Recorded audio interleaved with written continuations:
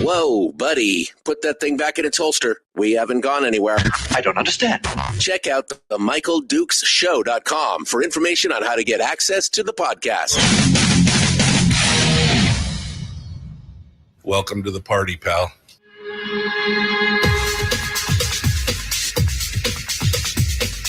The Michael Dukes Show. The greed and the entitlement is astounding to me. What more could you want from a low-budget radio program? This is a dumpster fire. That's just BS. It is time to get a new perspective. We know just what you need, and we've got just the cure. Open wide and prepare for a steaming hot cup of freedom. I just don't fathom it. The Michael Dukes Show, streaming live across the world. Live around the world on the internet at MichaelDukesShow.com and across the state of Alaska on this your favorite radio station and or FM translator. Hello, my friends. Welcome to how did we get to Thursday? Holy cow, man. It's been just huckleberry buck doing our thing, enjoying the summer, getting stuff done and doing it.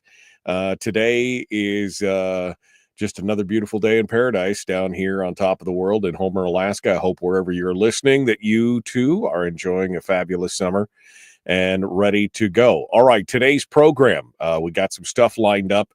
You'll recall that we discussed the closure of the Nikolaevsk school here with Lisa back in, this should have been about 4 months ago, as they struggled to keep their community school open. This is amidst what I consider to be the mismanagement of all the school funds from the Kenai Peninsula School Board, and they ended up shutting down the Nikolaevsk school, and that has caused the local community to band together and to do something for themselves. That's right, rise from the ashes, as it would speak. And we're going to talk about that here in just a hot second. And we're going to get into some discussions on what they've done and where they're going with that. We're going to be joined by Natalie Thomas, who is with the policy committee for the Nikolaevsk Charter School. And we're going to get some details on that. We're going to run kind of through the whole thing. It'll be a fun conversation. In hour 2 of the show today, I've got some other headlines, and I might just open up the phone lines to see what else you guys want to talk about with us later today. Then tomorrow, of course, is Firearms Friday, your chance to sound off on issues related to things around the Second Amendment and guns and gun rights and laws. And joining us on the conversation tomorrow will be Jacob Sullum from Reason Magazine. He'll be part of the conversation in hour 1. And then, of course, our friend Chris Chang, Top Shot champion from season 4 of the History Channel's Top Shot show. He'll be coming in to give us a perspective from sunny CA down there in California. He'll be sharing with us here, and we'll be doing that. Yep, Brian just said phone lines. It's been a while. I know. I've had a lot to say. The last couple of weeks. So yeah, so maybe I'll open up the phone lines in hour 2. We'll see what you guys have to say about that, shall we? All right. Well, without further ado, let's dive into this conversation. As I said, you'll remember that we had this discussion with Lisa James about what was going on down in Nikolaevsk when the school board decided that was one of the schools that they wanted to close to try and fill their $17 million gap, which well, I mean, we could get into a lot of discussions about how they knew things were coming on. There were some, let's just, we're not even going to get into that. We're not even going to get into it because there's a lot of stuff to dive into here. So instead, let's look at the brighter side. Let's look to see how this community has come together. Natalie Thomas, again, the Academic Policy Committee for the Nikolaevsk Charter School. She joins us this morning to discuss what's been going on and what the new solution is. And she's here on the program with us right now. Good morning, Natalie. How are you? Good morning, Michael. I'm well, thank you. Thanks for having me on the show today. Well, appreciate you coming on and joining us this morning. It's like I said, it's been it was an interesting situation to watch. This community that was so dependent on their schools and had such a love for the schools and what was going on, and you guys have now done a lot of hard work to try and pull this together. So give us a little bit of background here on what you guys have been doing since the announcement that the school was going to be closed. Give us kind of the full rundown here, Natalie. Well, the idea of a charter school has been going around for a while, but now that the school is in fact closed, we think it's the right time to make this happen. And so what we're proposing to the school district is an innovative homeschool hybrid model for a K through 12 public charter school. So in addition to full-time in-person classes for grades K through 12, we're also offering a homeschool hybrid option, which would allow homeschool families to enroll their students, and they would receive an allotment comparable to, let's say, IDEA or Connections, as well as access to on-campus classes and activities overseen by a certified teacher advisor to oversee their ILPs, individualized learning plans. It's as somebody who homeschooled and used the allotment program for all 5 of our kids, who are all grown and graduated, I could say that the allotment correspondence was one of the best things that we ever did, and I'm glad to see you guys are kind of embracing that. Talk to me for a second about the effect of the closure of the school there in Nikolaevsk. Again, very small community, kind of off the beaten path, so to speak. And the school was kind of the heart of the community in so many different ways. Give us your take on the effect of that and how that motivated the community to come together. Yeah, so Nikolaevsk is about 25 minutes from Anchor Point, about 35 minutes from Homer, so we're fairly isolated. And the closing of the school really put families in a hard position because busing their kids to Chapman and Homer isn't an option. The school bus stopped running years ago from Nikolaevsk, and the bus stop is at the corner of North Fork Road and Nikolaevsk Road, and which is actually quite a distance from the center of the village. It's not really walkable for students to walk from the village to the bus stop. And so that's really put parents in a tough position who now have to either choose schools in Anchor Point or Homer for their students. A lot of them have already been home. A lot of families in the area have already been homeschooling for a long time because of our geographical location and because of agricultural lifestyles. A lot of people out here homestead, and so homeschooling works well for a lot of the families. But for those who really need the in-person 5-day-a-week school, this has put them in a really bad position. Yeah, so we're looking to go ahead. I'm sorry. Go ahead, sorry. So we're looking to kind of meet the needs of the entire community by having that 5-day-a-week in-person classes for the public school, and also join the homeschool families as well, and offer them support and access to greater educational opportunities right here inside the village. So where where are you guys at in this process? I know again, Lisa had talked to me about this initially, that there was a group there in Nikolaevsk that was looking to try and create a charter school as an alternative to the closure of the school, because again, the school is kind of the heart of the community in many ways. And so where is the community at in this process? Because it is quite a long and arduous process, right? Can you walk us through what what the process entails and where you're at in it? Yeah, so it's not easy, but we're well into the process now. We have an academic policy committee of parents and one community member, so it's 7 people on the committee, and we're working through the charter application, which the deadline to submit it is October 1st. We're hoping to submit it well before that. And the next step is waiting to hear back from the district and presenting our plan to the school board. And we believe that this time around, with the school being empty and so much community interest, that we'll be able to get this passed. Now, the the process of application, like I said, is kind of long and drawn out and arduous. You guys have got your intent application in, so they have to approve the fact that you guys are trying to pull this together. What does it mean that you guys have to provide on your end from the community to make all this happen? What is it? What is the burden that is on you as parents and as the academic committee and as neighbors to put this together?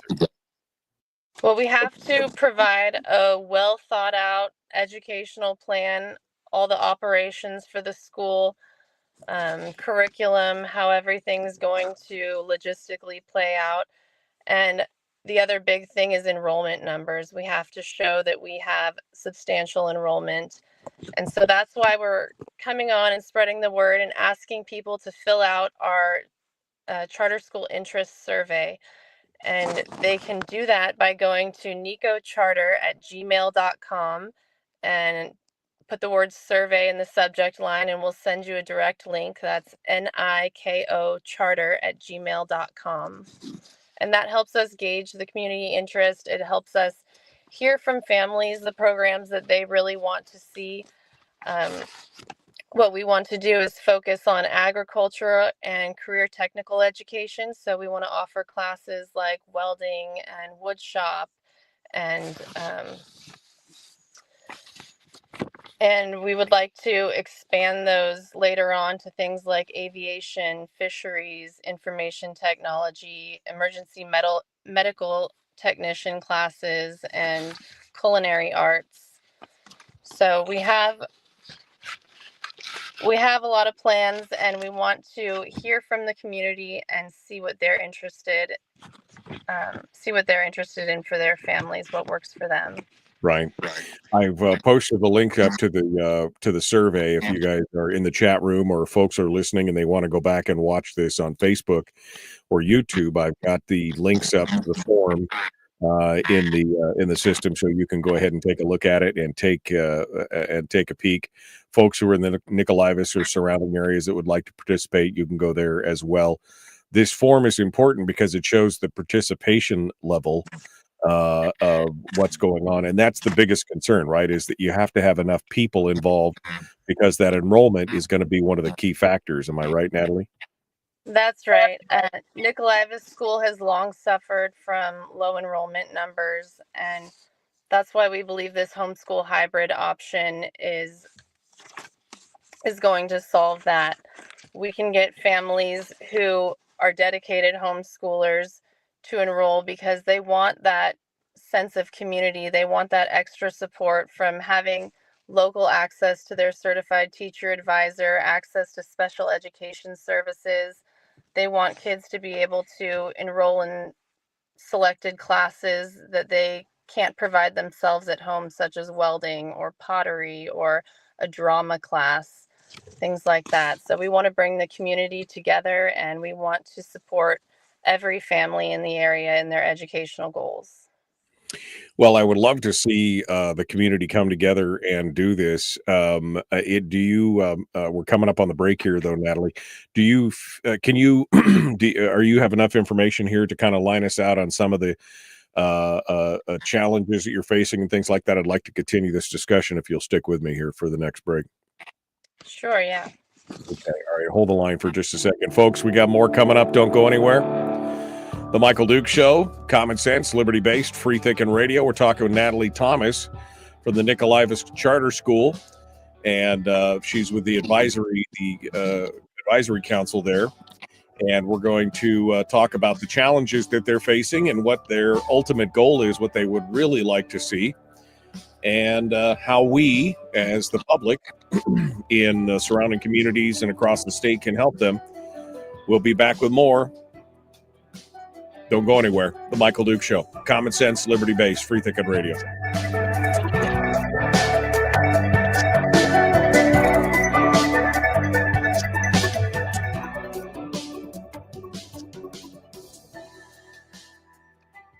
If you missed the show, you can listen to it on your time with Dukes On Demand. Oh, and it's free. Like America used to be. Streaming live every weekday morning on Facebook Live and MichaelDukesShow.com. Okay, we are in the break right now with Natalie Thomas from the Nikolaevsk Charter School.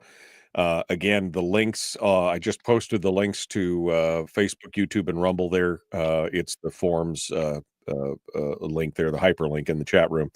If you're in the surrounding areas and would like to fill out, I don't think it does folks any good who are out beyond the Nikolaevsk area, but if you want to fill it out or at least take a peek at it, you can do that there.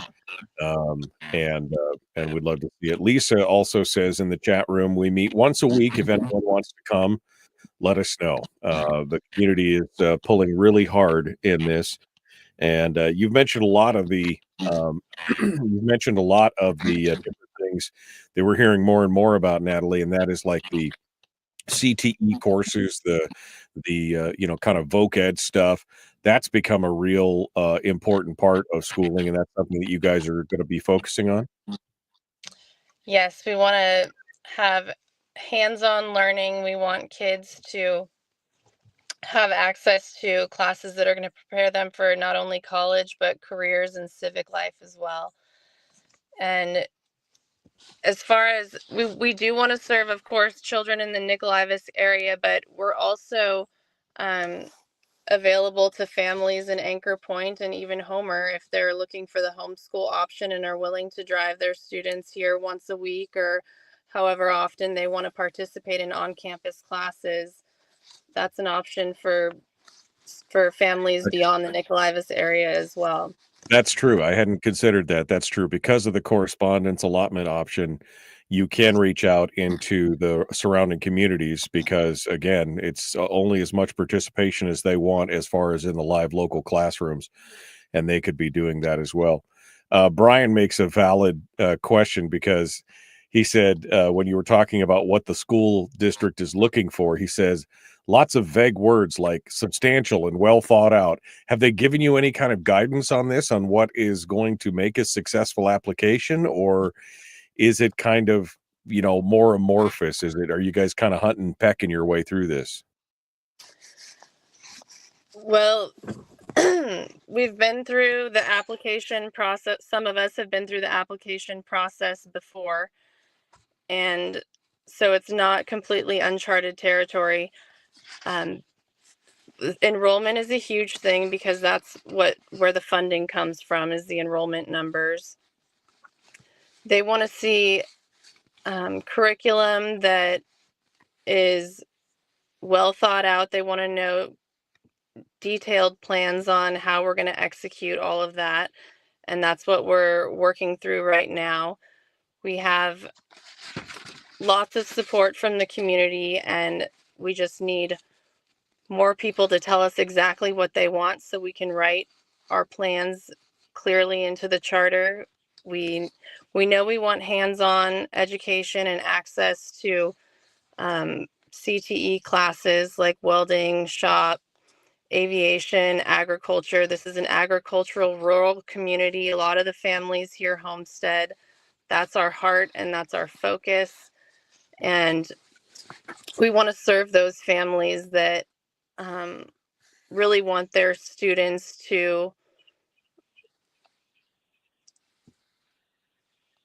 be able to stay in the area and and have those skills to bolster the community, right? I mean, to bring back into the in community. order to bring back vibrance to Nikolaevsk. Yeah, absolutely. People think that there's no children left in Nikolaevsk. I've heard that said before. There's lots of families here, lots of large families, and there's a great community that really wants to pull together and wants more access to one another. And we believe the school is the heart of the community, and that's why we want to bring it back. All right. We got some more questions from the chat room, and we will continue those here as we move forward. Again, Natalie Thomas is our guest, the Nikolaevsk Charter School Advisory Committee. They're trying to get this all done. Again, I will post the survey link up in the chat room right now. And if you're in the surrounding areas, feel free to take a look at that, and we will get to it. Here we go. The Michael Duke Show.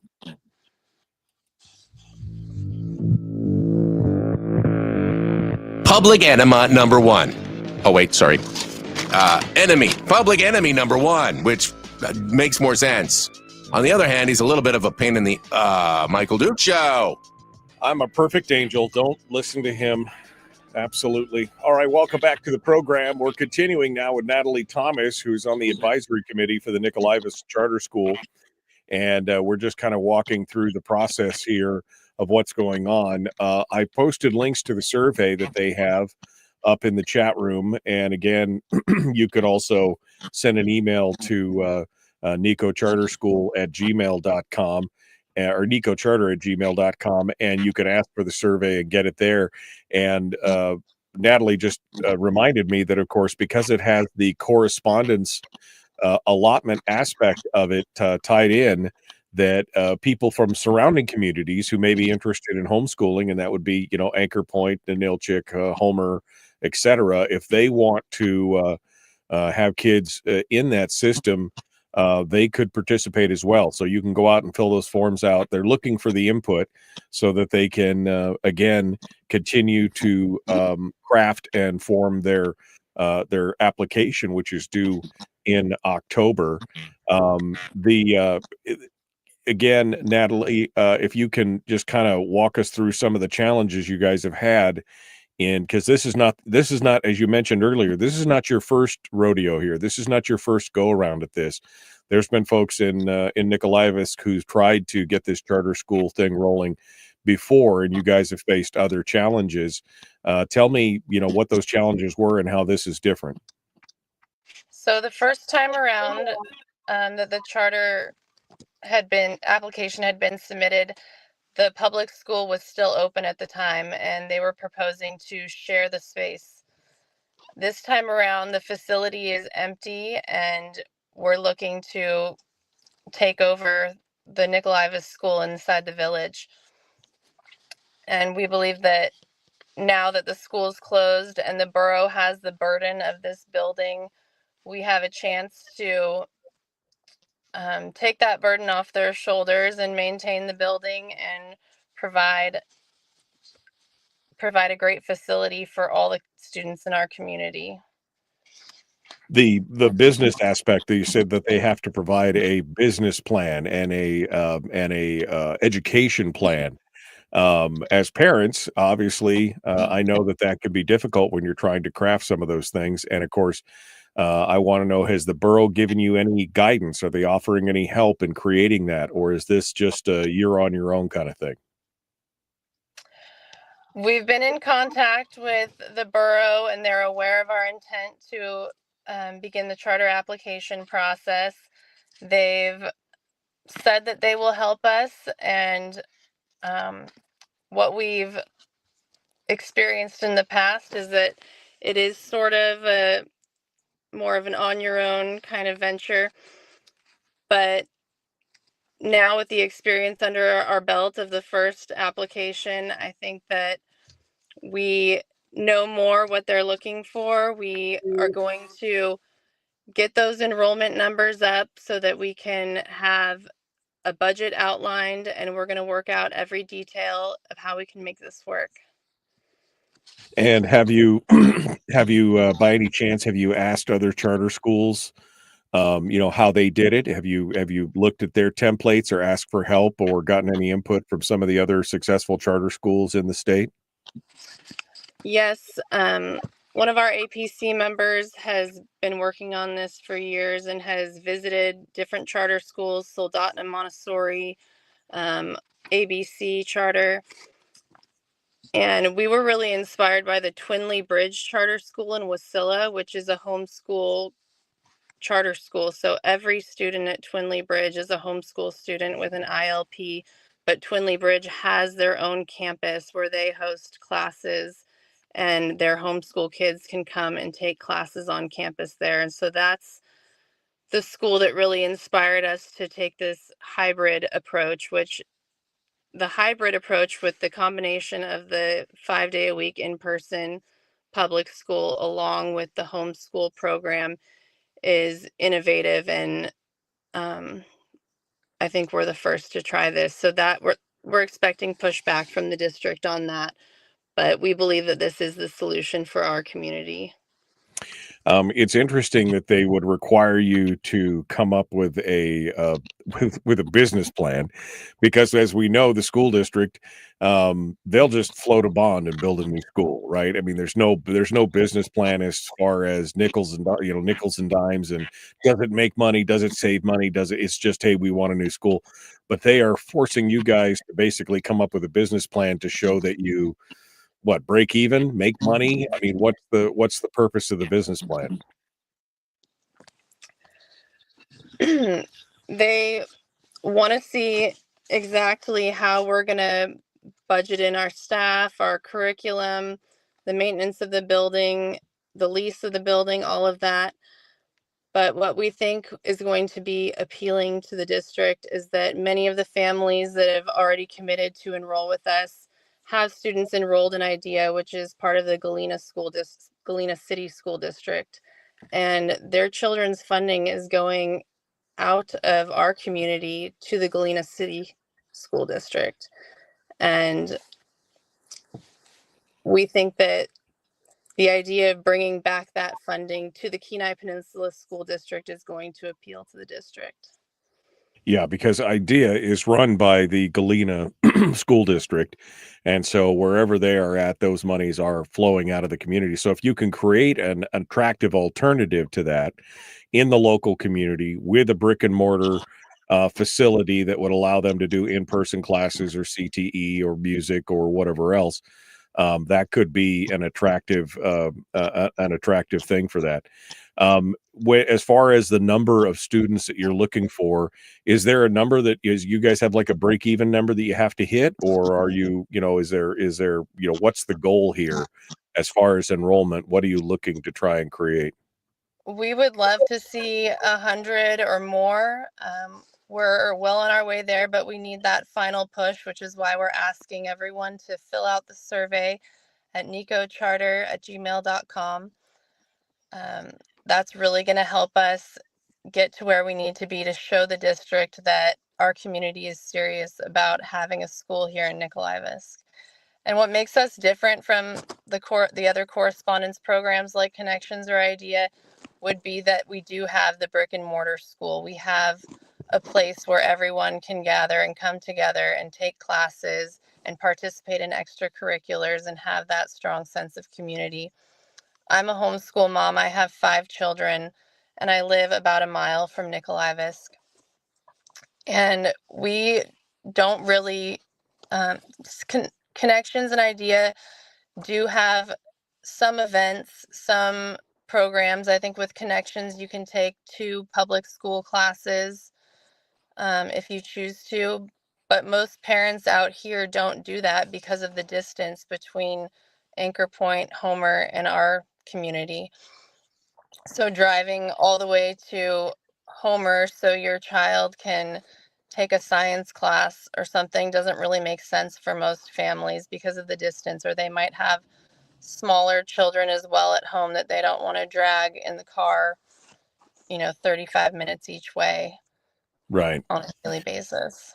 No, I mean, this looks like this could be a great opportunity again, especially since you can now, work with students who are in the surrounding areas, not just directly in Nikolaevsk, and again, giving you the opportunity to have that in-person facility is definitely a great push. So, Natalie Thomas, again, our guest from the Nikolaevsk Charter School Advisory Committee. They're trying to put their plan together. They're trying to get it all done. They're trying to do for themselves. And especially, like you said, since this building is simply sitting idle, this is the great opportunity there for the borough to utilize that building and for the community to still have it be kind of the heart of their of the community. So we're down to the last 3 minutes here, Natalie. Give us your final plea, I guess, the final push, and where we're going from here. What are next steps for you and for us to help you with? Yes, we would love to see the Nikolaevsk school building used for the students of the community. It was built for that reason. It's a beautiful campus. It has an excellent gym. We want our kids to be able to go run around somewhere safe and warm in the winter. We want the community to come together and it to be a place for educational opportunities for everyone. We want classes like welding, shop, aviation, culinary arts, information technology, all of that to be available to families who can't really teach those things at home on their own. The community needs the 5-day-a-week in-person school. And we think that opening it up to homeschool students is going to bring everyone in the community together. And we need your support. We want you to tell us what kind of classes you'd be interested in, how much, how often homeschool families would want to participate in on-campus activities, what kind of programs your family needs. So please fill out the survey, nicocharter@gmail.com. We'll send you the direct link. We want to hear from you. We need to be able to show the district that we're serious about this school and the community is serious about this school. All right, and of course, as I said, I posted this link up a couple times here in the chat room, which is available at Facebook or YouTube or Rumble. You can go take a look at it there, and if you're in the area and in the community and you have kids and you'd be interested in finding out more, you can go to that and take a look at it. I wish you guys the best of luck on this, Natalie. I think again, the fact that the community is stepping up and wanting to do this is the biggest factor. And I know that there's a lot of stumbling blocks. I know that in some ways the district is not as helpful as it could be in trying to get this, but since the building is just sitting there empty, this seems like this would be a good opportunity for everyone involved to be able to make this happen. And I hope you guys are successful in pulling this off. Thank you. I appreciate it.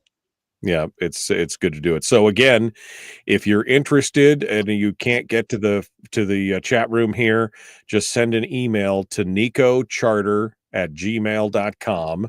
That's Nico, Niko charter@gmail.com, and ask for the survey, and they will send you a survey that will help you do it. And if you've got kids that you're interested in homeschooling, then in the surrounding areas, again, Homer, Anchor Point, maybe even in Nilchik, this would be a great opportunity for you. And again, it would help out that community as well and have this facility there that they could use on a daily basis, and maybe get some of those other things in there. Like you said, woodworking, charter, welding, aviation, medtech, all that kind of stuff.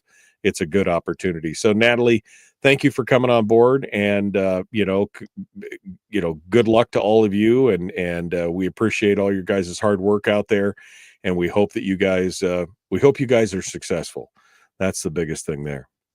We appreciate your time, Michael. Thank you. All right. Thanks for coming on board and joining us. We appreciate you being part of it. Hold the line for just a second, Natalie. All right, folks, we're up against the next break. We got more coming up. Don't go anywhere. The Michael Duke Show continues. I got some thoughts on this here when we return before we jump into the headlines in hour 2. And we will continue right after this. The Michael Duke Show. Common sense, liberty-based, free-thinking radio. Back with more right after this.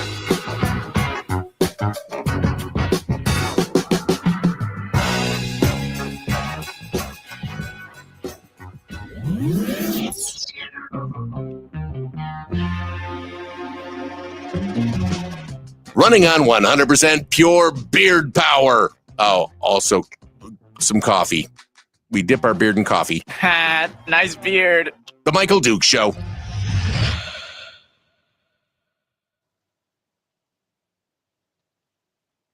Okay, one final bite at the apple here for Natalie Thomas. If there was anything that we missed discussing or anything else that you wanted to say, I would love to hear. I'd love to hear what you have to say here. Just give you the final couple minutes here before we let you go for anything else or anything we may have missed in our discussion there, Natalie. Thank you. In addition to completing the survey, if you want to join one of our academic policy committee meetings, we're meeting on Tuesdays around 6:30 in the village, and you're welcome to come. You can send an email to nikocharter@gmail.com and we can give you the location and times of those meetings, and we're happy to have you and answer questions and get you involved in this. All right. All right. Well, thank you so much, Natalie. Thank you for coming on board, and good luck. Keep us in the loop with anything you have going on. We'd love to hear what you have to say and keep us informed as to what they want to go on here. Will do. Thank you, Michael. All right. Appreciate it. Thank you so much for being part of it today. All right. That was Natalie Thomas with the Nikolaevsk Charter School. This whole thing is just so... There's so much deep baked in irony on this deal, folks. I mean, really. Several people have pointed out how ironic it is that the school board and the school district require a business plan for a charter school, and yet they got no problem running whatever deficit they need as a borough or as a school district to do their thing. They, building maintenance, oh no, we'll just defer that and everything else. But the second that anybody else wants to play in the pool, the second any other community wants to maybe try and do their own thing or take the reins, so to speak, then they've got to run all this justification up the flagpole. And it's just so ironic. It's just so ironic.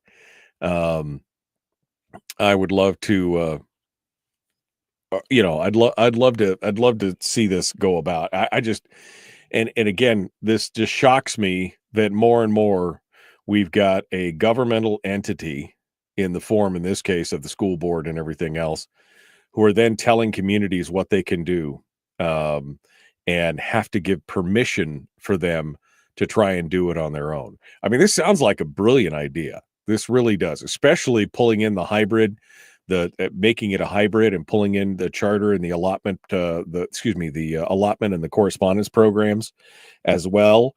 That's a huge deal. And I'm glad they're taking this steps, and I really, really want to see them succeed on this.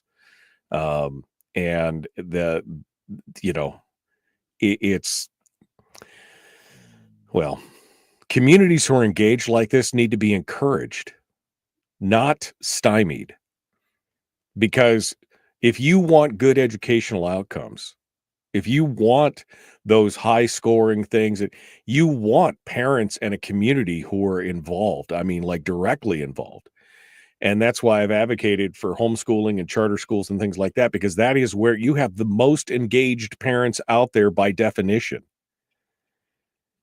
And yet you've got these controlling entities like the school boards. You've got the teachers unions who are throwing a fit about anybody who would want to do it on their own.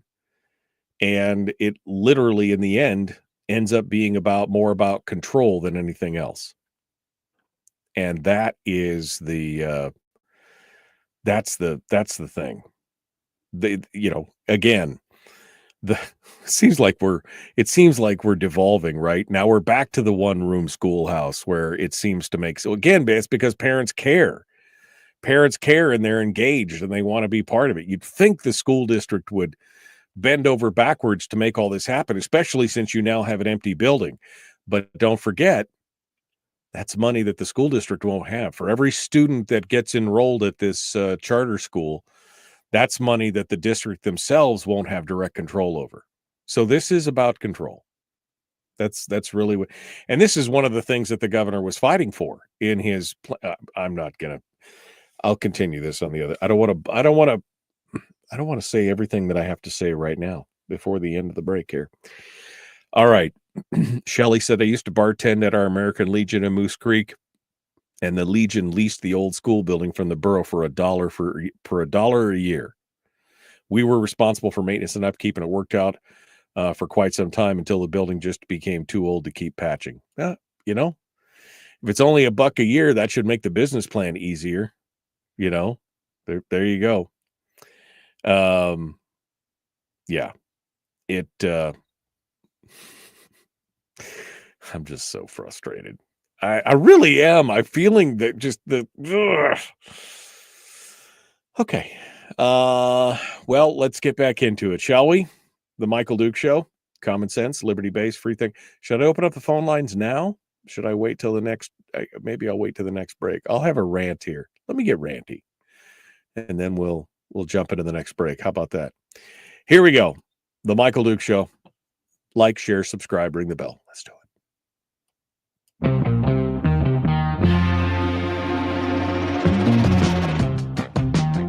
The Michael Duke Show. Seriously humorous with a pinch of intellect. Sorry. That is humorous. Here's Michael Dukes. Okay. So some brief comments on this whole process. And I've already gone over some of this with the chat room, but I'm going to revisit it because, I just find it ironic that one of the mandates when a community wants to take direct action in their schooling in the form of a charter school, because that's what it is. The community, the parents, the people involved, they're the ones that want to take direct action on this, right?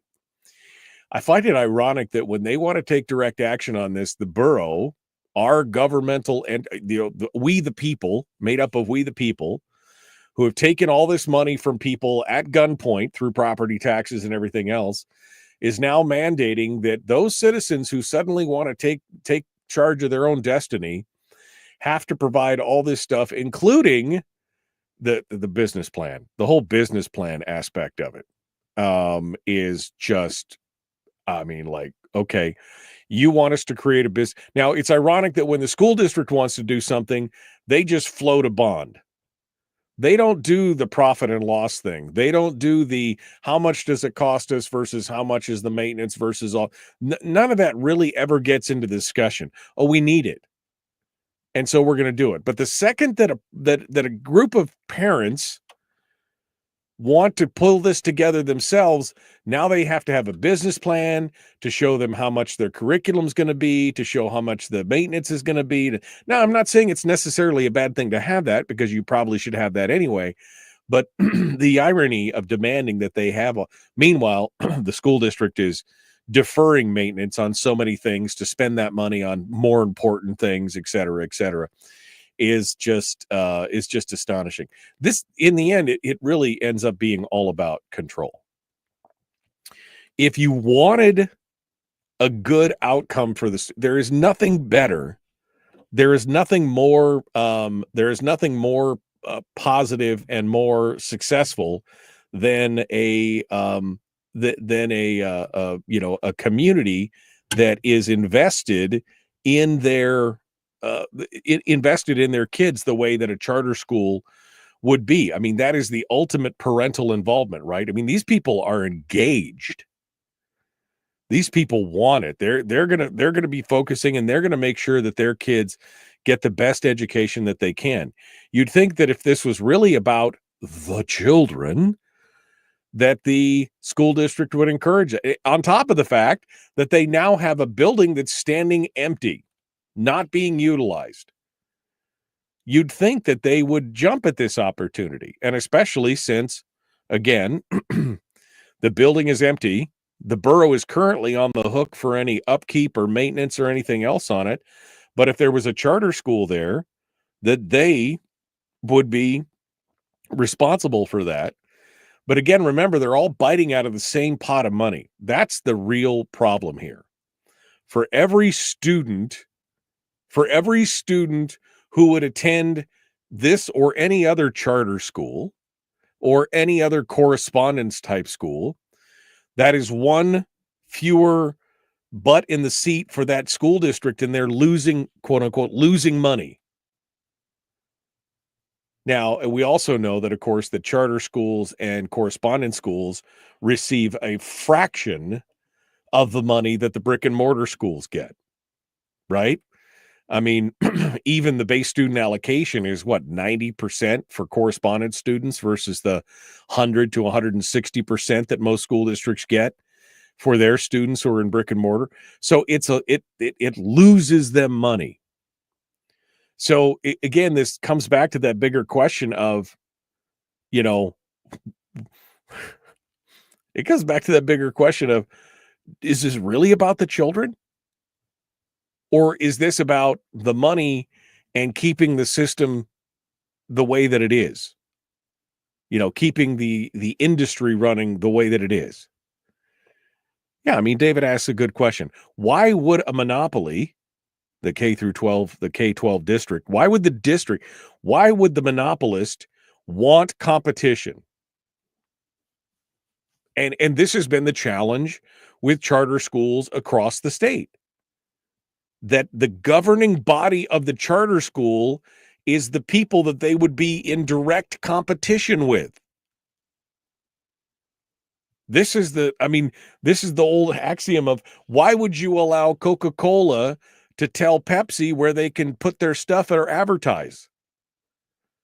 Right? Why would you allow Lowe's to give approval for where Home Depot can put their stuff? And that becomes the bigger, is this really about the children?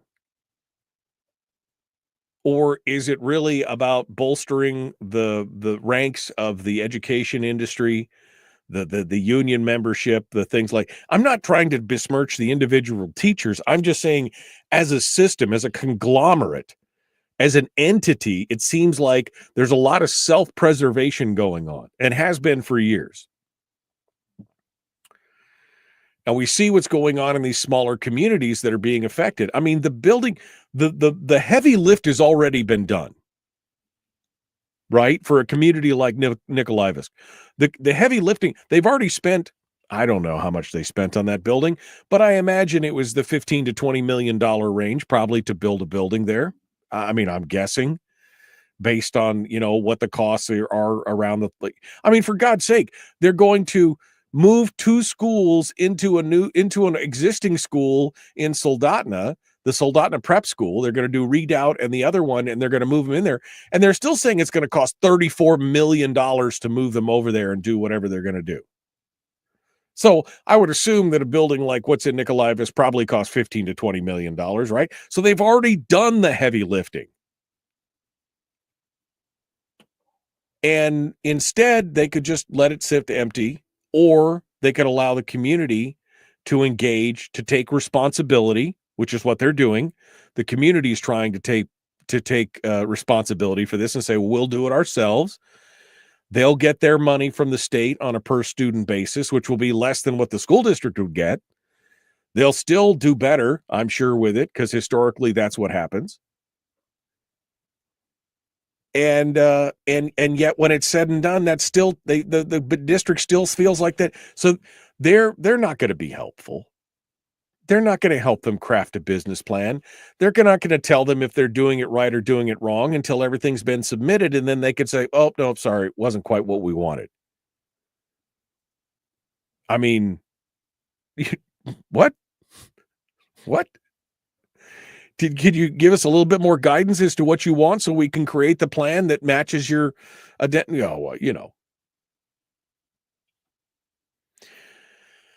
So, I mean, I hope they are successful. I really do. I hope they are successful in getting this done. Because, again, they're already taking our money. Now, again, people say, well, how do you mean we don't pay tax? Well, again, remember, Alaska has a stealth tax. They have a stealth tax.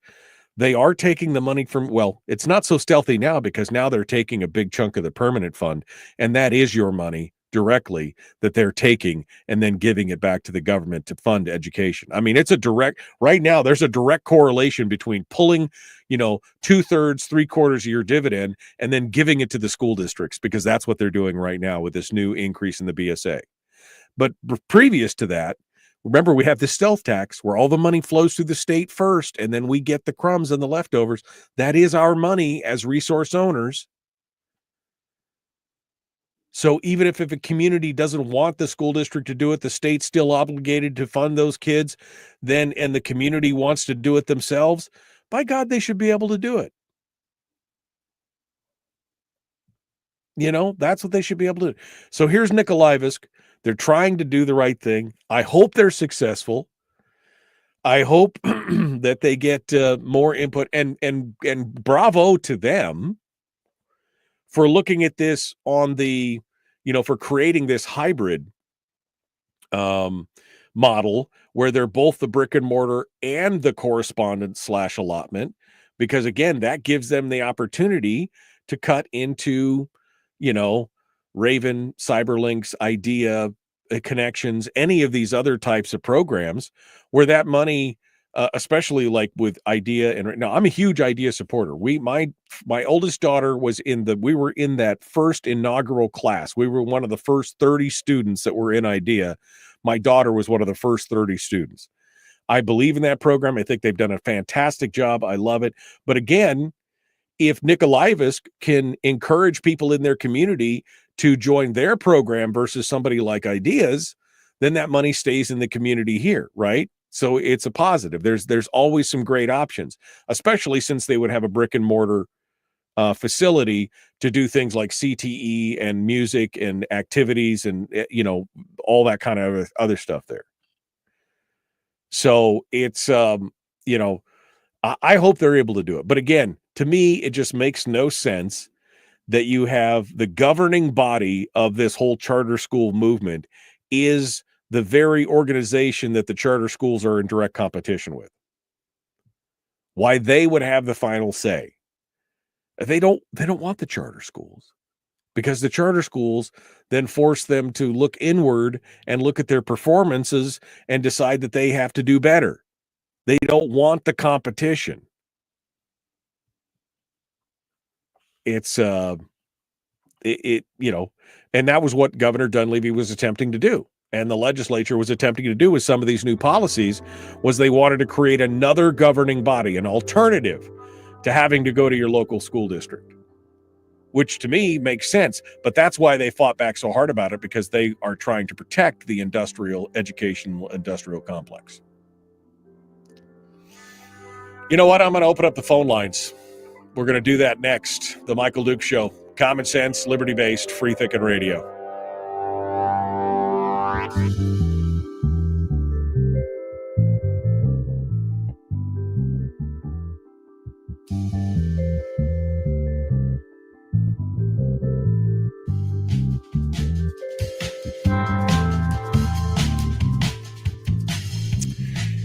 I love how Harold comes into the room and thinks he knows exactly what we're talking about, and he has no idea. Oh, man. You love it. All right. David just said Alaska is only one of 5 states that limit the authorization of charter schools to the local school districts. Yeah, again, that just, why would you give governing authority to the people who are in direct competition with that? You know, that's the thing. Why would you do that? And we've seen the challenges that came out of that. We've seen the challenges that have come from that. Kevin said, I have heard from so many teachers that are on our side of this, but are not willing to put their jobs at risk by saying anything. Again, don't rock the boat in the industrial complex. Right? In the end, I think Cindy said it best. She said, she said it a while ago, so I'm trying to find it here. She said that, basically it's about control. Yeah. It comes down to control, and the KPBSD and Board of Education hold all of it. That's exactly it. That's the control we're talking about. Anthony said, someone has to figure out how to hybridize the education system to modern tech standards. We're not training kids to work in factories in their 50s anymore. System's got to change or die. Sound like they're on the right track. Melissa from Fairbanks, the school board president, said, considering their enrollment will be based on an 80 to 100-ish student count, and bringing some of those homeschooling kids, putting money into Galena back into their own district, it makes sense. Yeah.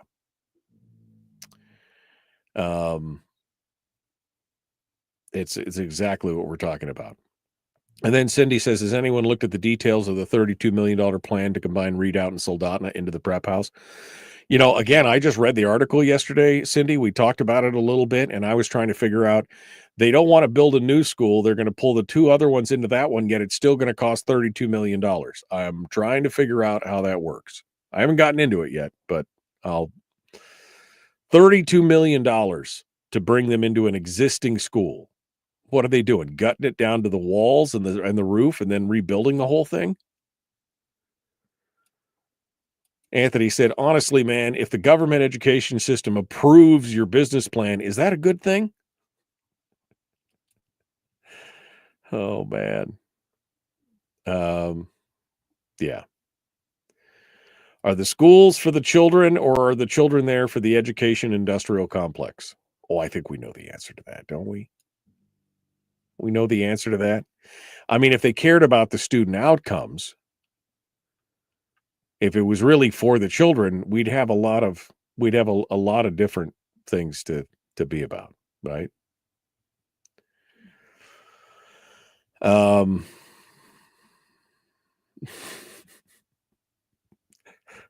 sorry, I just read a message from Frank, or a comment from Frank that I'm trying to figure out. Frank, tell me you're not drinking moose nugget tea, please. He said most moose nuggets are just leaves and tree branch tips. That's a problem right there, man. That's a problem right there. Oh, man. All right. Cindy says, I will email me. She's going to email me the proposed plan. Lots of well, $34 million for an existing building. I can't imagine. I'm trying to figure out exactly what are they. Like I said, they must be gutting it right down to the studs in the walls and then rebuilding the whole thing for $34 million for an existing building. That, again, doesn't seem like they're saving a whole lot of money. The whole point was that they couldn't afford a new building based on the bond that they put out in 2022. Oh, the costs have increased another $15 million since we passed the bond. Well, what's taking you 3 years to do it, first of all? Anyway, I got to get the phone started. That's my bad. Let me get the phone started here before we get too close to the too close to the whole top of the show thing. Let me get that squared away, and we'll see what we got going on. And then we'll open up the phone lines for you and me, and maybe you guys will help us drive the bus here this morning on this. I don't want to get too ranty, man.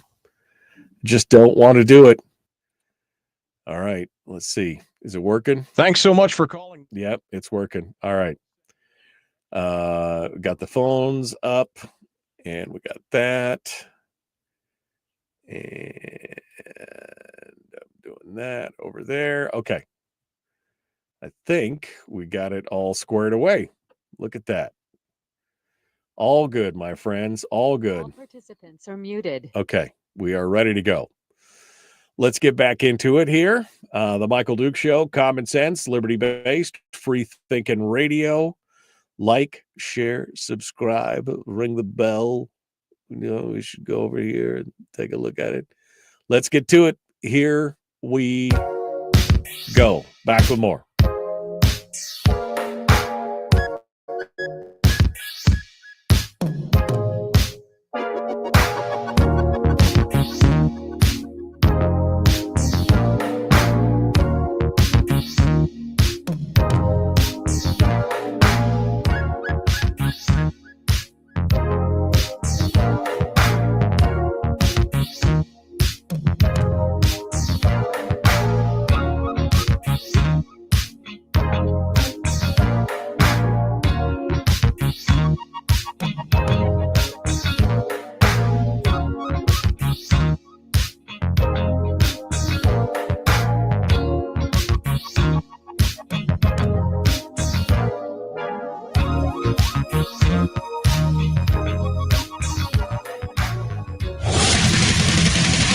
Whoa, buddy. Put that thing back in its holster. We haven't gone anywhere. I don't understand. Check out the MichaelDukesShow.com for information on how to get access to the podcast. Welcome to the party, pal.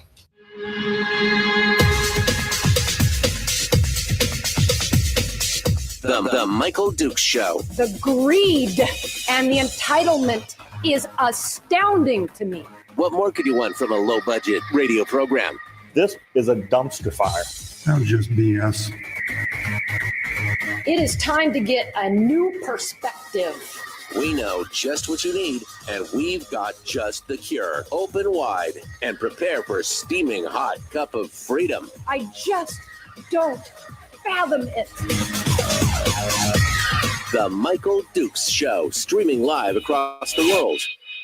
Live around the world on the interwebs at michaeldukeshow.com and across the state of Alaska on this, your favorite radio station and or FM translator. Hello, my friends. Welcome to hour 2 of the big radio fastest 2 hours in radio. I guarantee you, fastest 2, just boom, like that, it's gone. Welcome back to the program, and thanks for coming in for this Thursday edition of the show. I hope you guys are ready to dive into it, and I hope you're ready to participate, because first things first, I have opened up the phone lines this morning for folks to sound off. Brian told me it's been a while, so okay, all right, I hear you. I'll go ahead and throw the phone lines open. Number to call, if you would like to sound off this morning, is 319-527-3864. That's 319-527-3864. I would love to hear what you guys have to say this morning. And in fact, I'll open it up to any topic. If you want to talk about we just finished up with Natalie Thomas from Nikolaevsk. They're trying to put together a charter school there after the borough closed down their school. And they've been attempting to do a charter school for a while, but they're now putting in a new application for a charter school with a hybrid model. And so they got a lot of stuff that they're putting together there.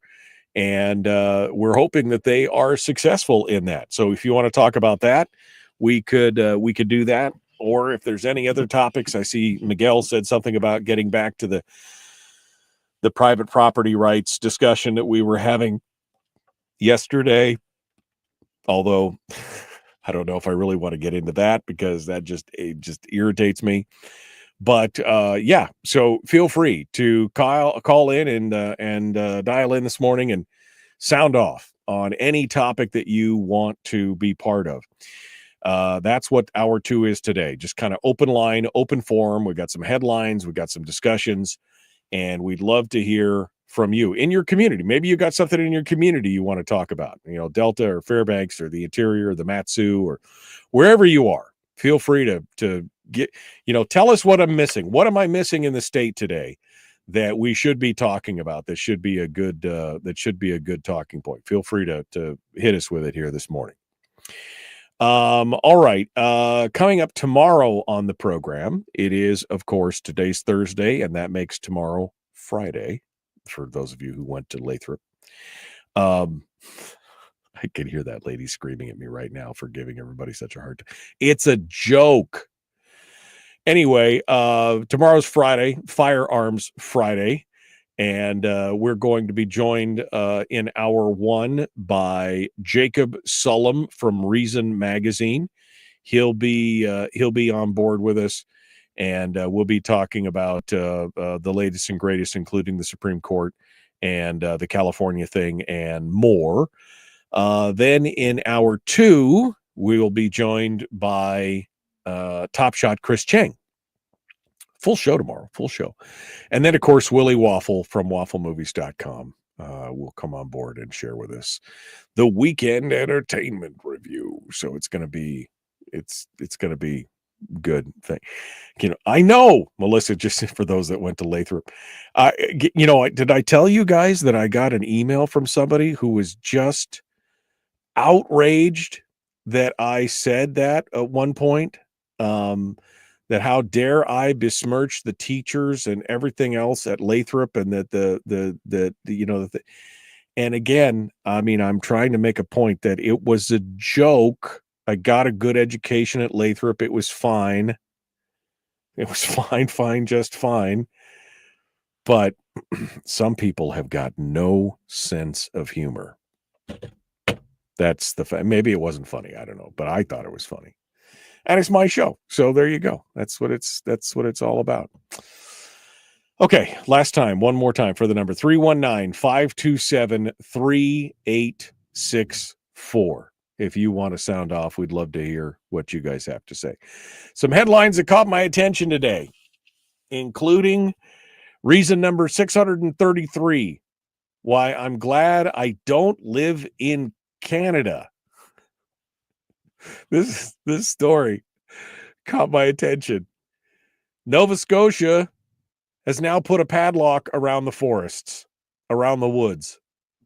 The public in Nova Scotia, they are banned from the forests until the fall time. I'm not kidding. I mean, they just and it's not a small citation.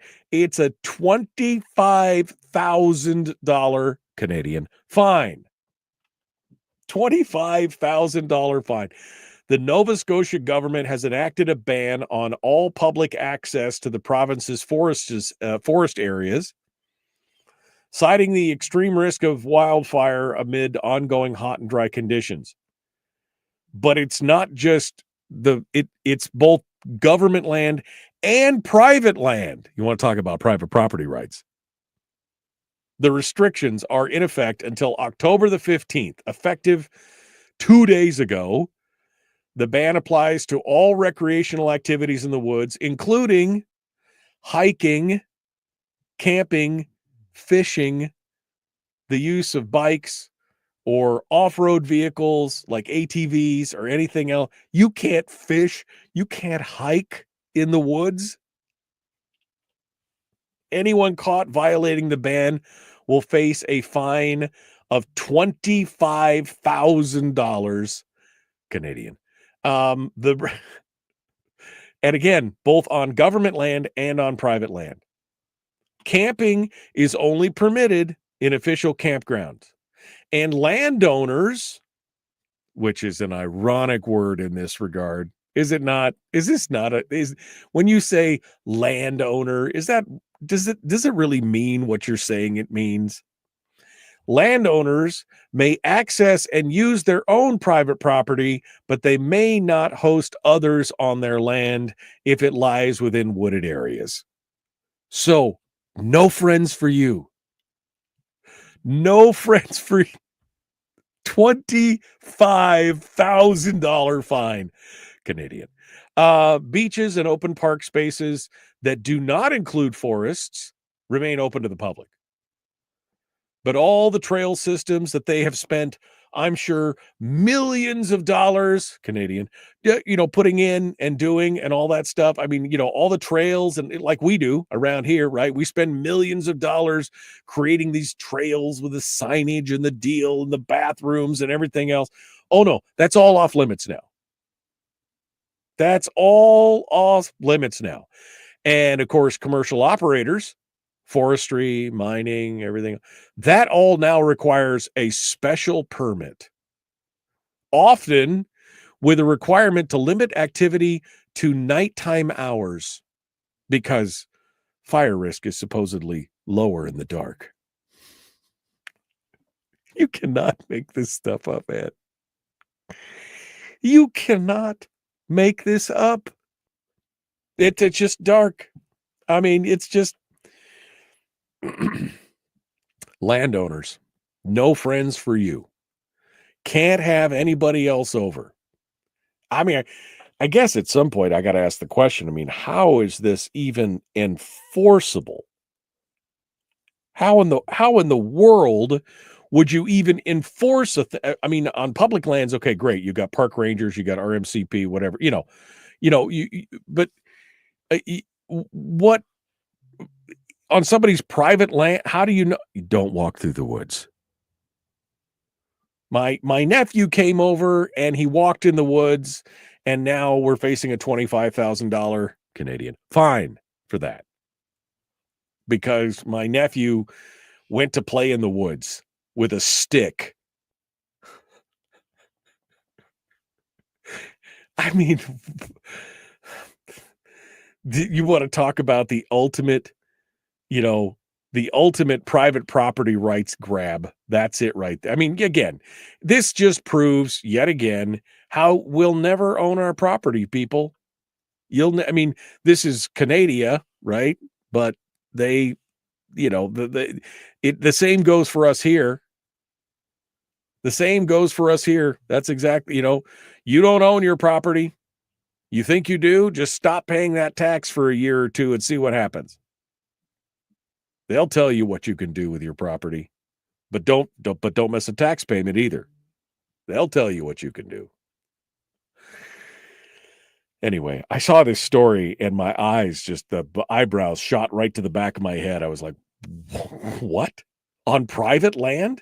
You can use they can access and use their own private property, but they may not host others on their lands if it has wooded areas. Okay. Wow. Wow. 319-527-3864. Let's go over here. We got a call coming in from Homer. Let's see who this is. Good morning. Who's this? Where are you calling from? Oh, I'm calling from the McNeil Canyon. This is Willie. Hey, Willie, what's on your mind, my friend? Well, good morning. Long-time listener, first-time caller here. Well, I appreciate that. Hey, I had a little run-in with the borough. I'm a senior citizen, and I haven't paid property taxes for, about 6 years now. And I got a letter from those guys, and they took that exemption away from me because I didn't file a darn permanent fund dividend for the year. I had a stroke a couple of years ago, and I completely forgot to file. Right. And because you didn't file a dividend, they don't give you the homeowner's exemption or the senior citizens exemption? No, I got this letter from them. It was a rather nice letter, but I talked to Mayor Machicki on the other radio station yesterday, and he said to call the office. And I called him, and after about 45 minutes, I have to either file for a dividend or I have to file every year to get my exemption. But I have to show them all kinds of proof that I live here. I went to Mexico back before the COVID baloney, and that was only for 3 weeks. But other than that, I've been here on my land, and property taxes were waived for me the whole time you've been there, and because you didn't file a dividend, that somehow proves that you weren't there. Is that what they're saying? Is that the justification? I mean, I guess my bigger question is, Willie, and maybe you don't know, but is that written in code, in borough code, that you have to file for a dividend to receive the exemption? According to this lady, Susan, that I talked to, yes. They obtained other records, DMV records, voter registration. I've got a driver's license. I voted in every election. I have a lifetime hunting and fishing license, but I've I filed for the permits for black bear and moose every year, and they take those records, but they're totally dependent upon the filing for the Alaska Permanent Fund. Huh. And I honestly forgot about it. Well, you said you had a stroke, right? I mean, you obviously had other things going on, and yeah, I could see. I had a lot going on, Michael. Yeah, I could see that. Trying to keep the lawn mowed is a big struggle. Yeah, but I just wanted to point that out.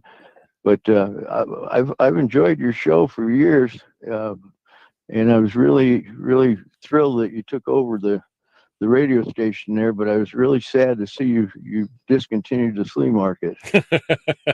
Yeah, I know, man. I know. There's been a few of you who have been very disappointed about that, and I'm sorry, but that's just times change, and I had to make some decisions, my friend, and that was one of the decisions I had to make. So that was it. I have to listen to the radio station up in Soldotna, and there's not people that are willing to come down to get the stuff that I advertise. Yeah, Facebook doesn't really work for me. Okay, but you keep up the good work. All right, well, thank you, Willie.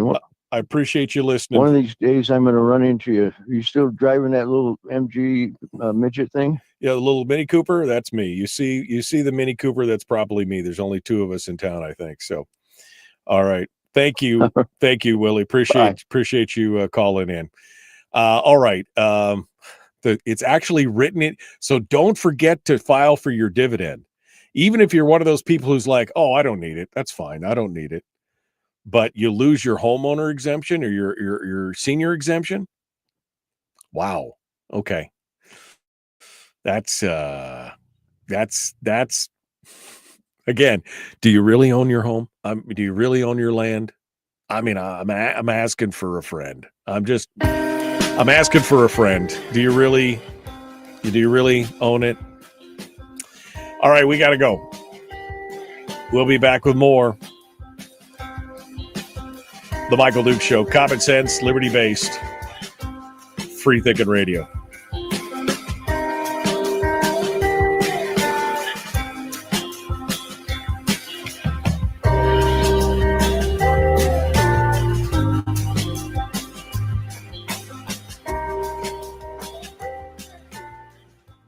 We're broadcasting live through a series of tubes, allowing all of these entities to provide streaming stuff going on the internet. Well, it's kind of hard to explain. Sorry. Streaming live every weekday morning on Facebook Live and MichaelDukesShow.com. Okay. Oh my gosh. Oh, I mean, really?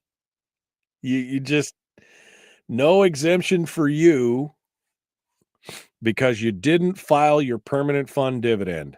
I mean, you got all this other stuff, your mail, your utility bills, your hunting licenses, your everything else, but because you didn't file for your dividend, no exemption for you. Kevin says, wait, Kevin just said, can a bear still poop in the woods in Nova Scotia? I don't know. There might be a fine involved. Canadian. Wow. I mean, just like Canada is dealing with massive wildfires. Well, so is everybody else, Harold. But nobody thought we would just lock down not only public lands, but private lands. No, nobody, nobody thought. No hiking, you can't even hike, not even a day hike. Like I'm not lighting a fire. I'm not doing anything else. I'm just walking through the woods. Can't even do that. And again, not just public land, but private land. I mean, if you're okay with that, then there's something more wrong with you than I think is wrong with you already. I mean, really. If you're okay with that, private land telling you you can't have a friend over to hike through your woods in your back 40.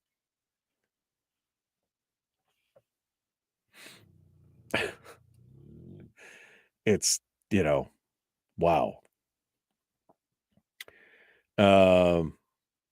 Yeah. Jim just said, I forgot to file one. What do you say? I forgot to file 1 year and missed the file deadline, and there's no way they would accept a late application. Jim, was that for the dividend or for the exemption? I'm just curious. Yeah.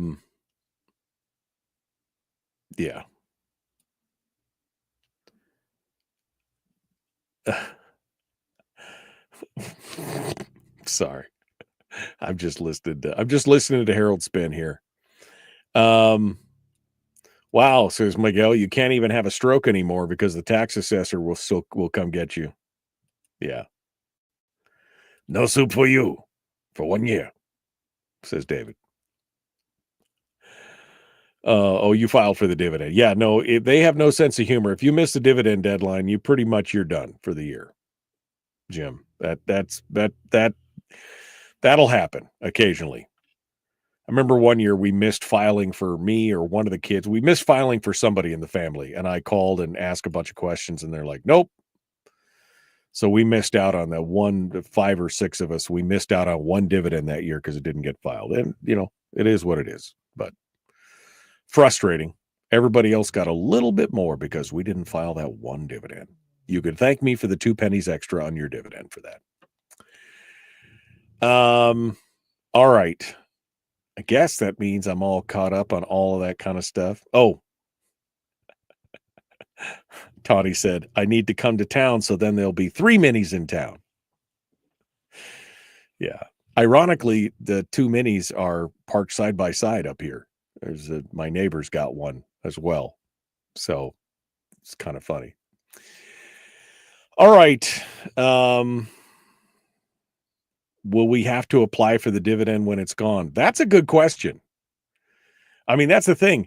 Once the dividend's gone and we stop filing for it, then what are they going to do for the permanent exemption or for the senior or residential exemption, whatever? Then what are they going to do? So, I mean, we'll have to see. But again, tying it to everything like that makes no sense whatsoever.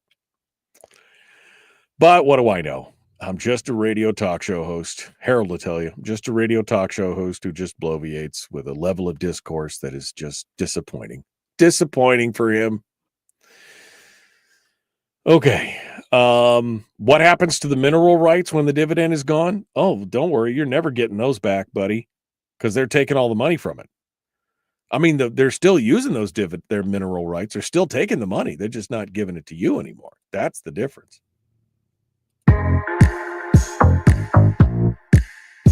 The Michael Duke Show. Not your daddy. Wait, sorry. Not your daddy?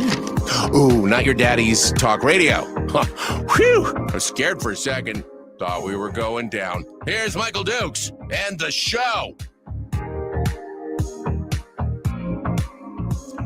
Okay, we're continuing our discussions today. It is open line, open forum here in this second hour.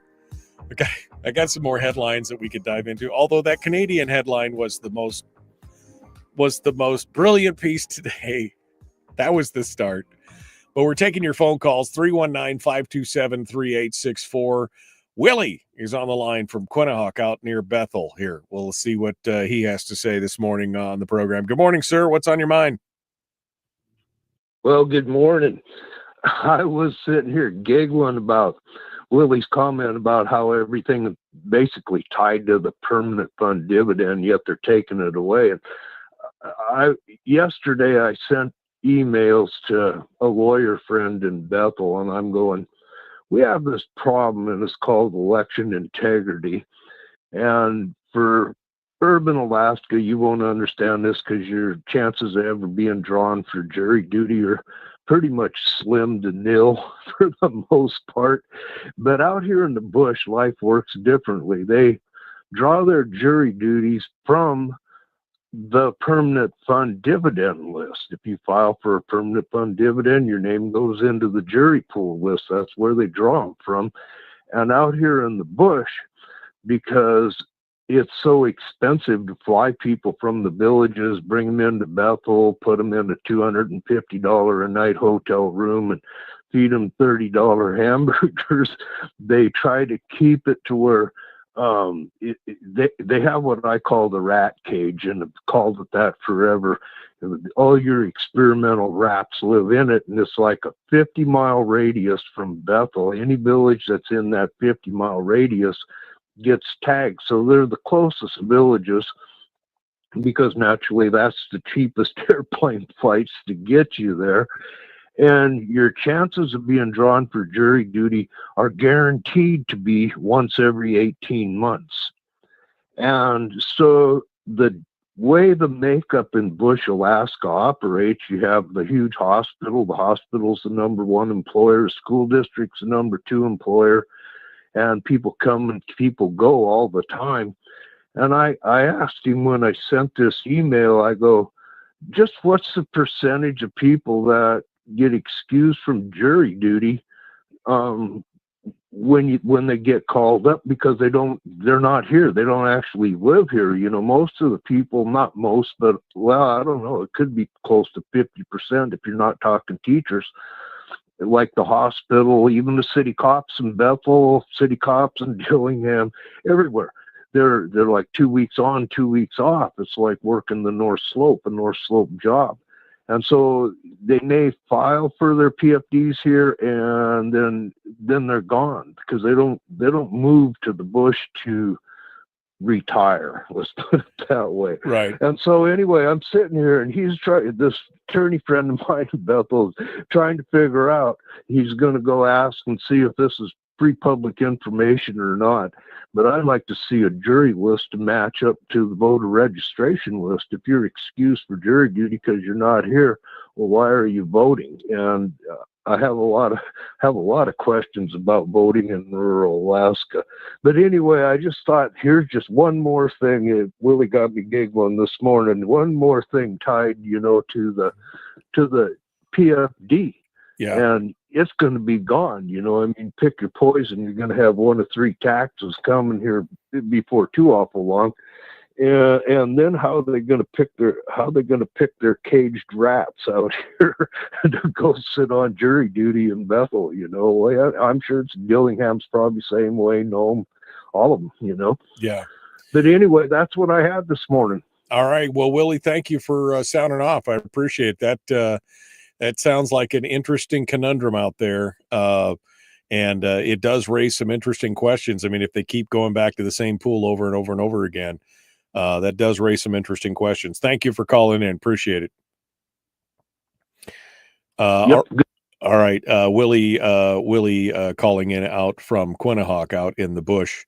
Appreciate you doing it. Phone lines are open, 319-527-3864, 319-527-3864 is the question.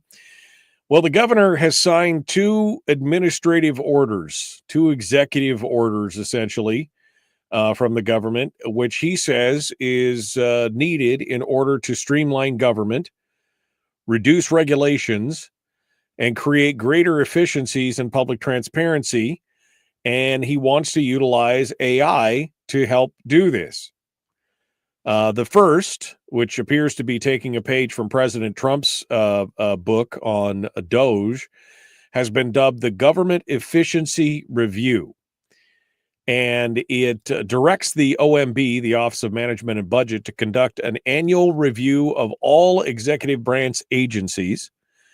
And the goal is to identify cost savings, streamline state operations, modernize internal processes, and ensure that taxpayer dollars are used responsibly. This according to Suzanne Downing over at Must Read.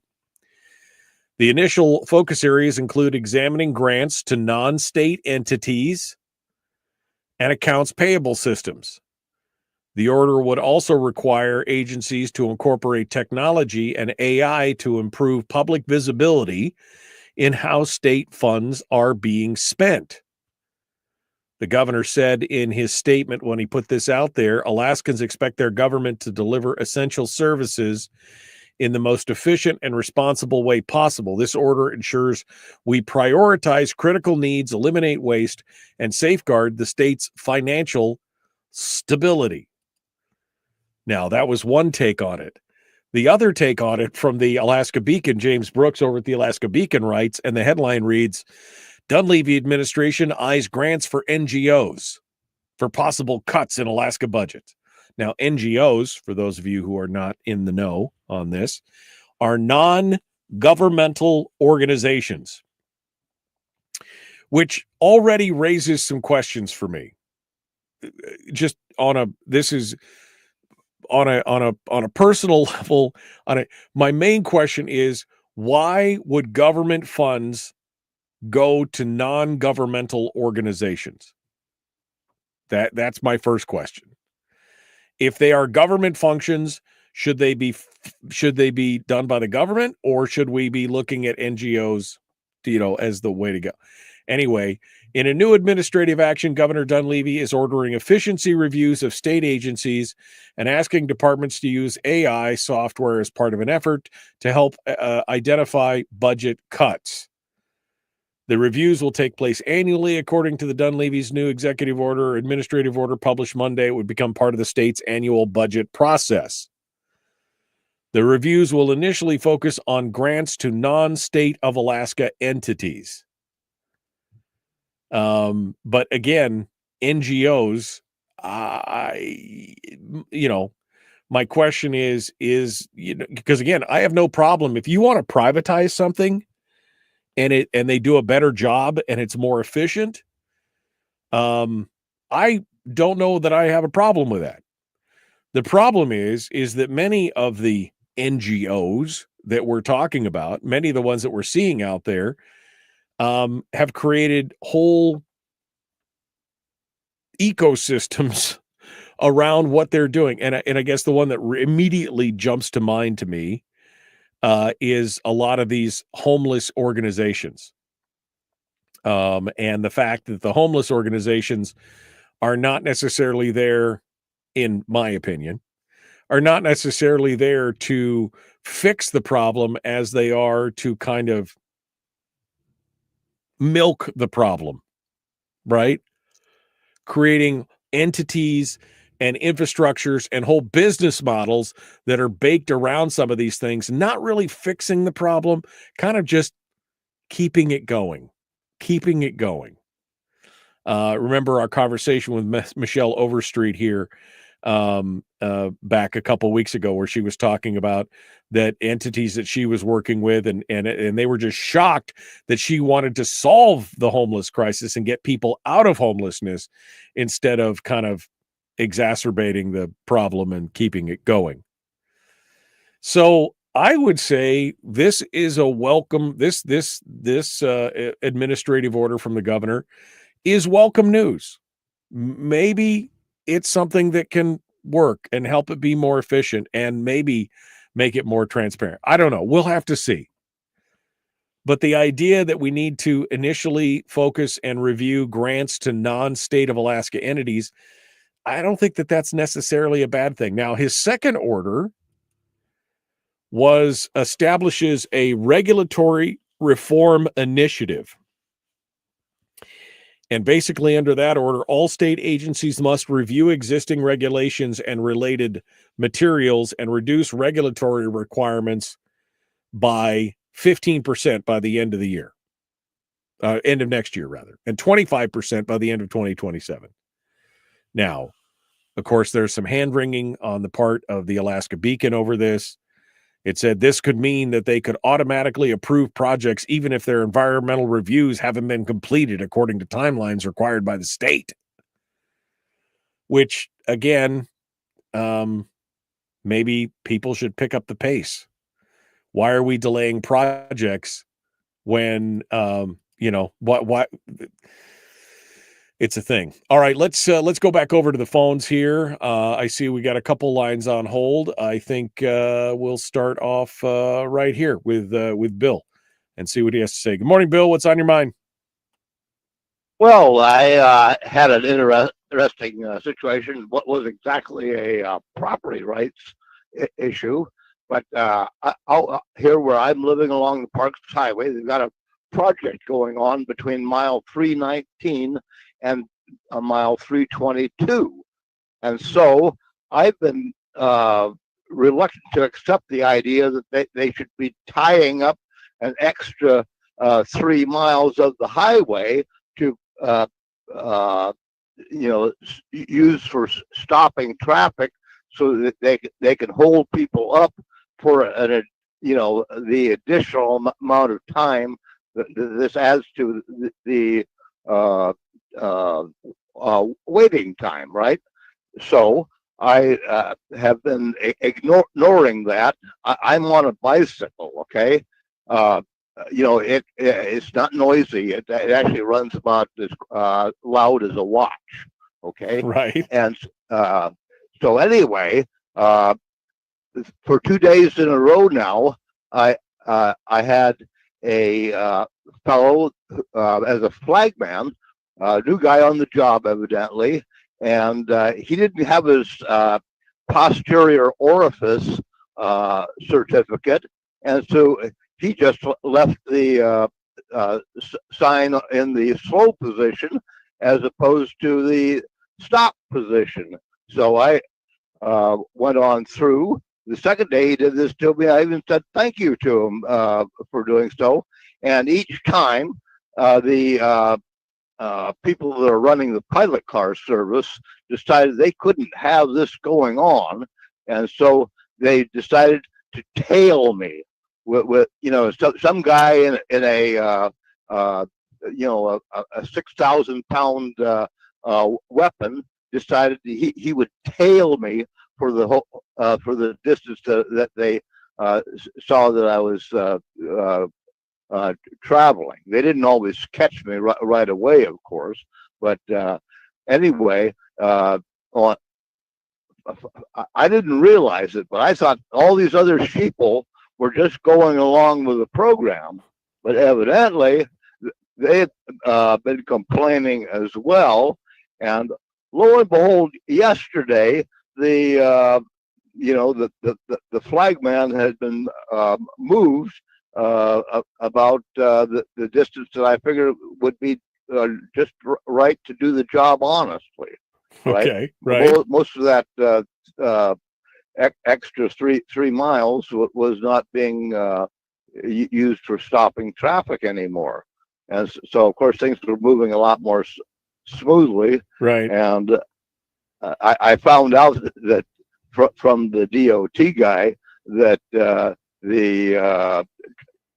had been so many complaints from the public that they had decided to put an end to the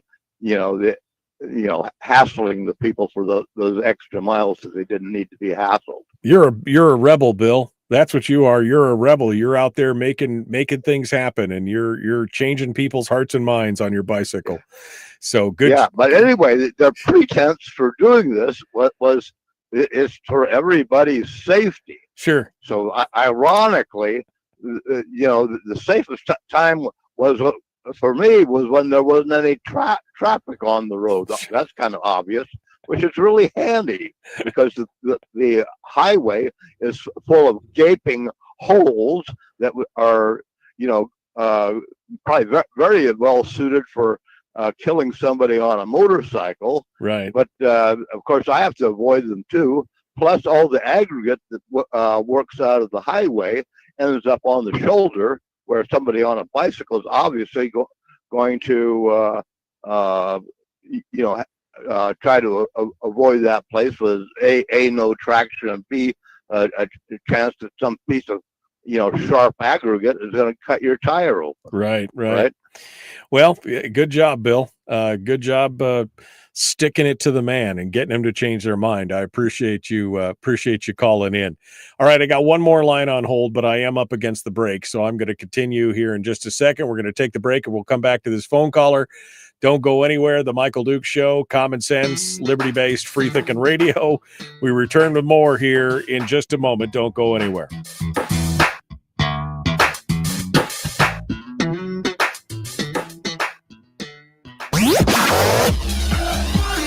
Our light, our guide, and our trusted friend. Michael Dukes Show.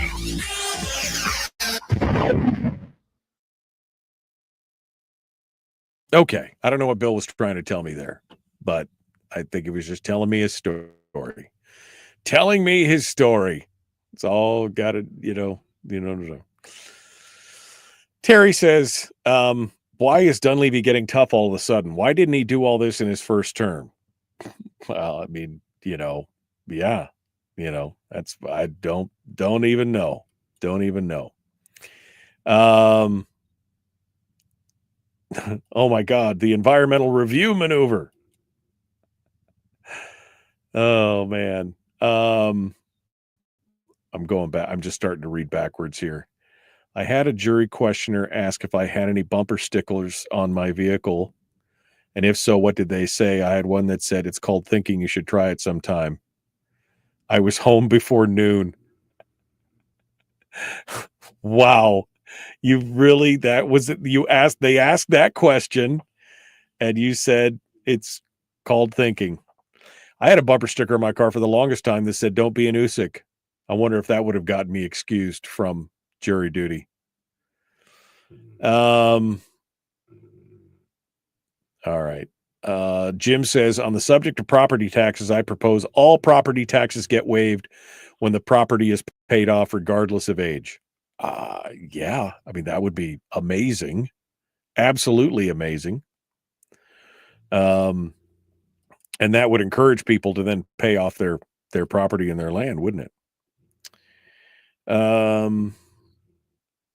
Let's see. We need more government. Let's see. David Boyle, according to this, does. Lame duck syndrome. Farmers need government involvement. Don't forget the airspace in your front and backyard is your property, so no one can fly a drone over it, or they may not like the results of it being shot down. Is that because of your, what do they call that? Curtilage? No, not curtilage. What do they call that?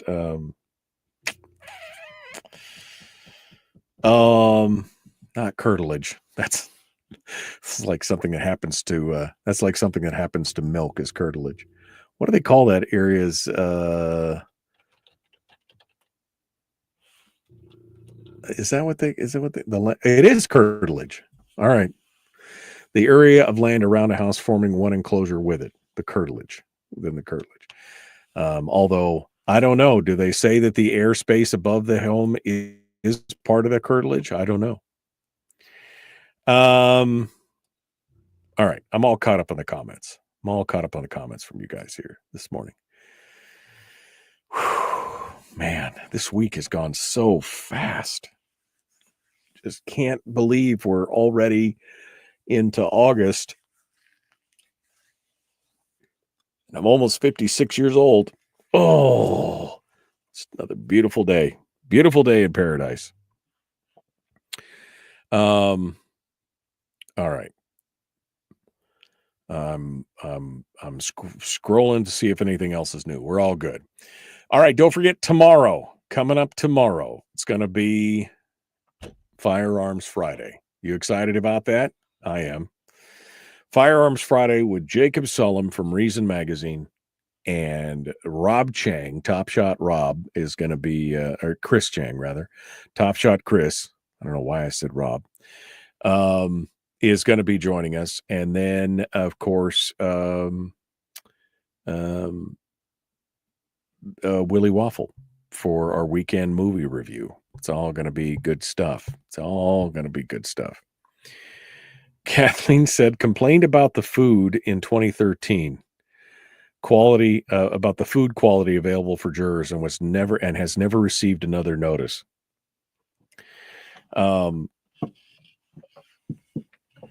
It was funny because the last time I received jury summons was in, I guess it was September or October of last year. And I said, and they wanted me to do jury duty in November. And I said, not going to be here. Sorry. That was the last time I was called for jury duty. I said, not going to be here. I now live in Homer. Have a nice day. So, Anthony says, I mean, wherever the drone happens to be when receiving the first load of buckshot, once it falls to the ground, it's trespassing, right? Yeah. I mean, I guess that could be it. That could be it. Yeah. All right. Well, we're 40 seconds out. I got nothing to fill the next 35 seconds. So we're just going to jump back into it. How about that? The Michael Duke Show. Got one caller on hold. Caller, I'm going to be right to you. Don't go anywhere. One caller on hold, and we will get back to it here. The Michael Duke Show. Common sense, liberty-based, free-thinking radio. Like, share, subscribe, ring the bell. There's 50-something of you in all these chat rooms, and only 20 of you have liked the show. Why? Don't make me come over there and mash that like button for you. All right. Share it as well. Here we go. Let's get to it.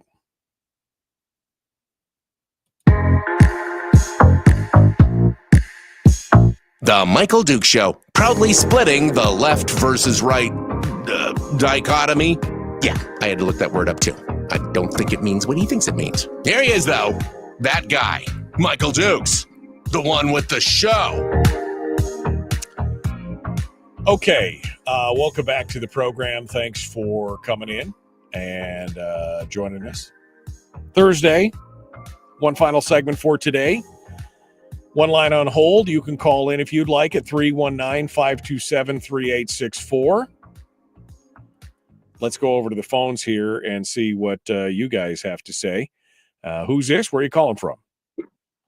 Hello, Michael. This is Bubba coming from North Pole. Hey, Bubba. What's on your mind, sir? Well, we're talking about free thinking radio is what you have, but you also have talking about organizations that don't accomplish anything but get government money. Now, when I lived in the city of Anchorage for so many years, the headline on the Daily Fish Wrapper one day came out with somebody was leaving the Brother Francis shelter, and what a success they had done, because when they got there, they only had 75 beds is all they had available. But when this person left, they had 125 beds was available. And I was thinking, that sounds like it's a failure, not a success. You should start out with 75 beds and have no need for the beds. Get down to 50 and 25. That would be a success. But it's all in your perspective. Right. Well, it's about growing. I mean, again, this is a challenge, and again, I don't have a solution to the homeless issue. I think there are some communities who have done well, and we've talked about that Reason article talking about things that have been done in places like Austin, Texas, and some other things that are going for. But in those areas, the one thing that they focused on is bringing people out of homelessness and giving them a hand up instead of a handout. And that's what they focused on. And yet it seems like everywhere else, I mean, Los Angeles and Seattle are two of the most egregious examples, but Anchorage is getting there, where they're not, they're perpetuating it instead of solving the problem. They've got whole industries. I mean, people are making, executive directors of these organizations that are dealing with homelessness are making $100,000 a year. They've got employees, they've got funds, they've got grants, they've got all this kind of stuff. And it's created kind of this industry around it. Instead of solving it, the nature of it is to perpetuate it so that the gravy train continues to run. That was my thought on it. I'm glad I'm not the only heartless person in Alaska, because I thought, boy, if you could fix the problem, we wouldn't have need for homeless shelters. Yeah. Thanks for your show, Mike. Appreciate it. Thank you, Bubba. Thanks for calling in. Yeah, I mean, the idea in that situation is to work yourself out of a job, right? I mean, that's the ideal. Is that if you work in a situation or you're taking on something like that, where you're dealing with an issue like homelessness, for example, is the ultimate goal is to work yourself out of a job. And unfortunately, we're seeing kind of the opposite in many of these things. I mean, the city of Los Angeles has spent over $1 billion on their homelessness issues. And people will tell you that it's worse today than it was 10 years ago. And that, to me, says, we're doing something wrong. Now, again, I don't have a solution to the homeless. Although, I had to, there was a photo essay in Must Read, a photo essay that they put out yesterday. Was it yesterday? I guess it was yesterday. Of all the green belts and the trails around Anchorage. And it's a photo series that they put out there. They take you through a 12-hour tour of downtown in Anchorage. And it's just astonishing that people, again, all over the streets, in parks, shopping carts, a lot of them, they did make a point that you could see a lot of them are, brand new hats, brand new sleeping bags, brand new tents, all of that stuff, because we've seen similar type products likely provided by nonprofits, NGOs with government funds. And I'm not saying these people shouldn't have tents or sleep. I'm just saying, what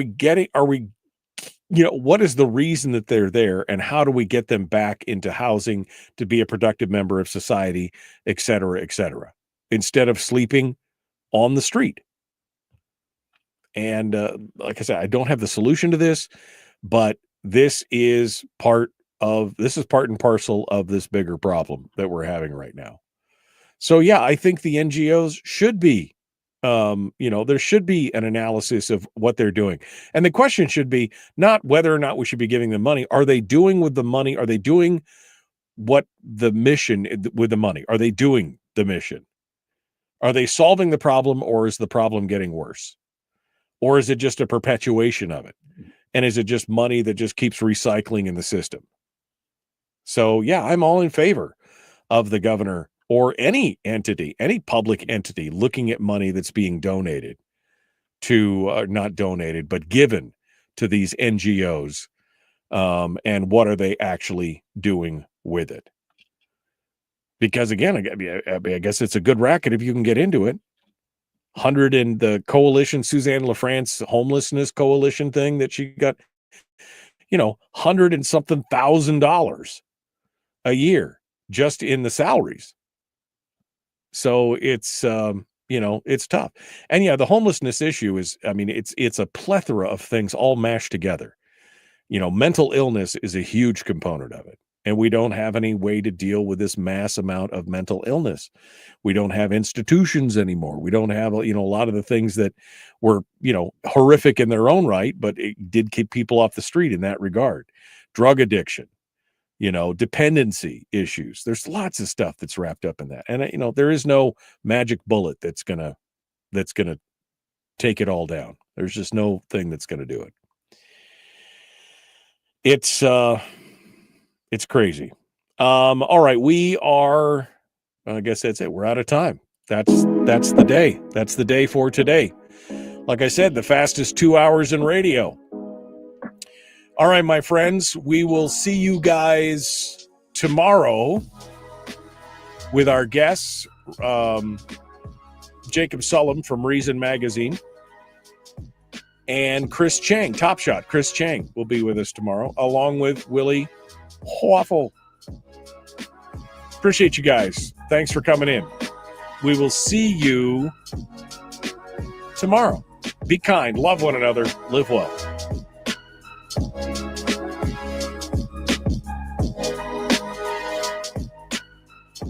Okay. Yeah. David said, I drove my son-in-law to the airport about 7 p.m. the other day. We counted 31 homeless people in downtown Anchorage. Yeah. Got it. I mean, trust me, I worked right there in the Midtown. I saw that all the time, all this time. And it just gets worse. Lisa said there used to be a bunch of mental institutions in Oregon, and they shut them down and let them loose. And some got settlements because of the abuse in the facilities. Yes, I mean, that's the thing. But I guess my question was the answer to clean up those facilities and stop the abuse, or to just release them all into the wild? That is my question. I'm not disagreeing that there were some horrific things that took place in a lot of these institutions across the country. But the homelessness issue has exploded since the late 80s after Reagan shut down most of the national institutions. So it's a deal. And it's a whole show. All right, my friends. We'll see you guys tomorrow. Be kind. Love one another. Live well.